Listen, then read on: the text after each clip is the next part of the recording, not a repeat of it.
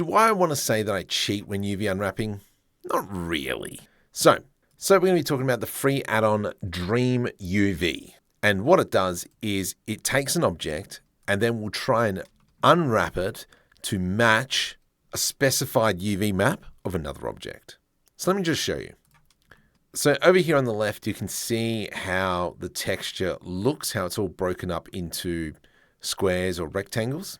If I go tab into edit mode and select everything, you can see how it's UV unwrapped itself. So if I were to probably select maybe the bigger part in here, we can see that it's fit into that space. If I do a Control L, you can see how it fills up that section. If we go into the render view, you can see how that edge wear from the UV map is being translated across. So if you download DreamUV, there'll be a link in the description for it. We select our object. So let me go select our plane that's been chopped up. Then we can select our object and then go hotspot and it'll UV unwrap this object. Now there will be caveats such as if you have an inset, for instance, you need to have at least one cut here in the corners, or it won't UV unwrap correctly. So just kind of like keep that in mind. And really, that's about it. There's two libraries that I'm starting to use, obviously my own that I created, link in the description. But then there's also the universal hotspot library, which has it like this. Let's jump over to a different file. Now, this is something we've been working on live stream, and I'm pretty happy with this building. However, if we start looking at the universal hotspot library, I can click and drag our material in.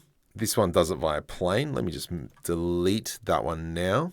We will select our object. I'm going to change the green to hotspot like concrete. And so now we've got kind of like different variations. So there's a pretty big library here of hotspots. So we've got the concrete. Then we have ones that are kind of metal. So if we were to select, this one's going to be interesting. Gives us a very rundown aesthetics. That's pretty cool. Then obviously we've got plastics, we've got Scifi panels. These ones are really good for kind of like interior or small bits and bobs. Pretty big library of various walls. I wonder what this looks like as a brick. That one doesn't really work well. But this other type of wall looks not too bad.